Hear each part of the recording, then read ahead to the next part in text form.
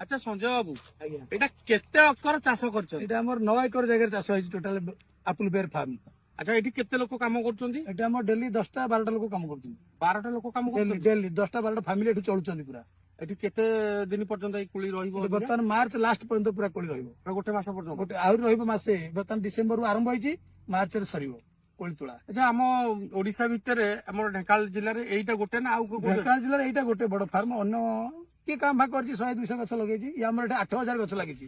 ଆଚ୍ଛା ଏସବୁ ଯୋଉ ଚାରା କୋଉଠୁ ନେଇକି ଆସିଥିଲେ? ଚାରା ଆସିଥିଲା ସବୁ ମୁର୍ସିଦାବାଦରୁ ଆସିଥିଲା ଚାରା। ମୁର୍ଶାବାଦରୁ? ମୁର୍ସିଦାବାଦ ବାଂଲାଦେଶ ବୋର୍ଡରରୁ ଏ ଚାରା ଆସିକି ଏଠି ଲଗାଯାଇଛି। ଲଗେଇଛି। ଲାଭ ହଉଛି? ହଁ ଲାଭ ସାରା ହଉଛି ଏଠି। ଲାଭ ଆମର ମୁଁ per day।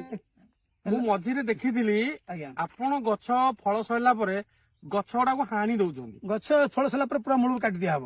ଫେର ସେ କଣ ପୁଣି ନେକ୍ସଟ ଇୟର ପାଣି ଫାଣି ମଡେଇ ସାର ତା ମୂଳରେ ଦେଇ ଗଛ ବଢିଲେ ପୁଣି ତା ଭିତରେ ଫଳ ଆସିବ। ତାମାନେ ଗୋଟିଏ ଥର ଗଛ ଆପଣ ଲଗେଇବେ ଲାଇଫ ଟାଇମ ଲାଇଫ ଟାଇମ ଫଳ ଖାଇବାକୁ ପଡିବ। ପାଣି ବି ଦଉଛନ୍ତି ଗଛ? ପାଣି ଦିଆହଉଛି ଗଛ ମୂଳରେ। ଖରା ବର୍ଷା ସବୁବେଳେ ପାଣି ଦିଆହେଇଥିବ ଗଛ ମୂଳରେ। ଆପଣ ମାନେ ଶୁଣିପାରିଲେ ଭାଇଙ୍କ ମୁହଁରୁ।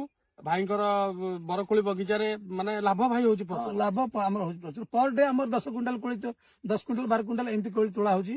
ଆଉ ପର ଡେ ମିନିମମ୍ 50-60 ହଜାର 70 ହଜାର ଏମିତି ଆସୁଛି ପର ଡେ। ତ ଆପଣ ମାନଙ୍କୁ ତ ବଗିଚାରେ ବୁଲେଇକି ମୁଁ ଆପଣ ମାନଙ୍କୁ ଦେଖେଇଲି ଆଉ ତାଙ୍କ କଥା ବି ଶୁଣିଲି। ଆଉ ଏଇଠି ଆପଣ ମାନେ ଦେଖିପାରୁଥିବେ ମୋ ସାମ୍ନାରେ ଏଇ ଗଛରେ ଆପଣ ଦେଖିପାରୁଥିବେ କୋଉ ଭଳିଆ କୋଳି ସବୁ ହେଇଛି।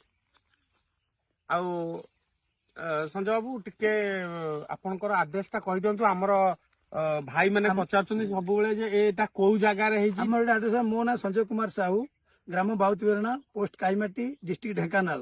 ମୋ ମୋବାଇଲ ନମ୍ବର ହେଲା 8249049170।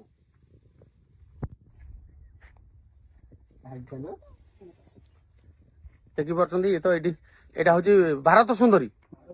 ଏଇଟା ଭାରତ ସୁନ୍ଦରୀ ନା? ଏସବୁ ଦେଖିଦିଅନ୍ତୁ ବହୁତ ସୁନ୍ଦରୀ କୋଳି। ଗୋଟେ ଖାଇବେ 3 କିଲୋ କୋଳି ନେବେ। ଗୋଟେ ଖାଇବେ ମାନେ 3 କିଲୋ କୋଳି ନିଶ୍ଚୟ ନେଇକି ଯିବେ। ଗୋଟେ ମାନେ ଖାଇବେ କୋଳି ଏମିତି ଟେଷ୍ଟ। ଗୋଟେ ଖାଇଲା ମାନେ ଆପଣ ମାନେ ଦେଖିପାରୁଥିବେ ଡାଳ ଗୋଟେ ଡାଳରେ କୋଉ ଭଳିଆ କୋଳି ହେଇଛି। କୋଳି ତ ଯୋଉମାନଙ୍କର କୋଳି ଦରକାର ତ ମୋ ସାଙ୍ଗେ ଯୋଗାଯୋଗ କରନ୍ତୁ। କୋଳି ଆପଣଙ୍କ ଏରିଆରେ ପହଞ୍ଚି ପାରିବ।